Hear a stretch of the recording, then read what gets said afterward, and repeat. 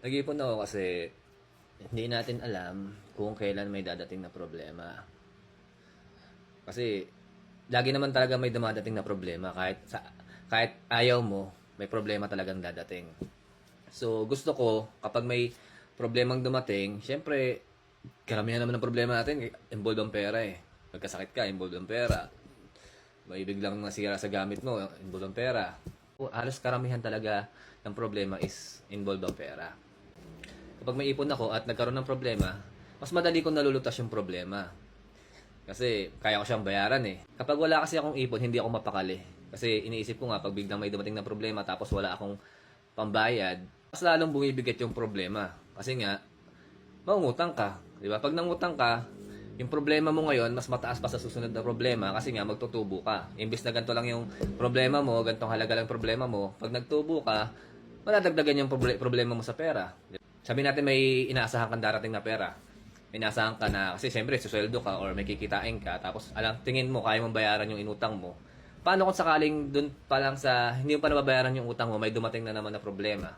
Ang mangyayari dyan, magkakautang-utang ka kasi mangutang ka. Kasi yung sinweldo mo, hindi mo pwedeng iubos lahat sa pambayad eh. Kasi nga, kumakain ka din, kailangan mo rin mabuhay ng pamilya mo. So kapag nagpalipat-lipat yung utang mo, nangutang ka dito, so hindi mo siya mabayaran, kinapos yung pera mo, mangungutang ka sa kabila, pambayad doon, another tubo na naman, tapos ganun ulit mangyayari, magbabawang mangutang ka ulit, babayad mo ulit doon, mahirap makaalis sa ganong sistema. Kasi nga, palaki na ng palaki yung utang mo. Kung nahirapan ka nga dun sa unang kapital, mas mahirapan ka syempre dun sa may mga tubo na pumapatong. Mas mahirap na yun. Kaya kapag may ipon ka, madali yung malulutas yun, magkakaroon ka agad ng peace of mind. Nagka-problema ngayon, nalutas mo agad siya, makakahinga ka agad ng maluwag. Diba? Kasi kapag magkapatong-patong na yung problema, mas mahirap siyang lutasin kasi nga, yung utak mo, naguguluhan na. Hindi ka na nakakagawa ng tama. Ang nagiging solusyon mo, utang na lang din para mabayaran yung utang mo. So, hindi mo nalulutas yung problema mo pag nangutang ka para pambayad dun sa utang mo. Kasi nga, nililipat mo lang yung problema. Mas nilalakihan mo pa dahil sa tubo.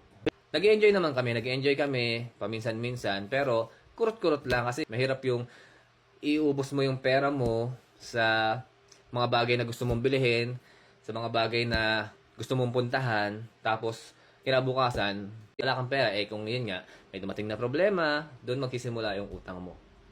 Kapag wala kang pambayad. Kasi nga, inubos mo lahat sa masaya ka ngayon, tapos kinabukasan tulala ka. Alam mo yun, parang yung saya mo ngayon, biglang matatabunan yun, mas mabigat yung magiging pakiramdam mo ngayon, kaysa sa saya mo kahapon. Diba? Mas maganda yung masaya ka ngayon, bukas, masaya ka pa din, kasi may tira ka. Hanggat buhay ka, kailangan may pera ka, kasi araw-araw kang gagastos. Araw-araw kang kailangan maglabas ng pera. Araw-araw kang kakain. Lahat. Diba? Lahat yan, konektado. Bawat galaw natin, kasama ang pera. Kasi sa inyo naman yun kung gusto nyo gawin. Sa akin kasi yun yung ginagawa ko. Yun yung masasabi ko sa inyo, ma-advise ko sa inyo sa mga gusto mag-ipon or nagsisimula na mag-ipon.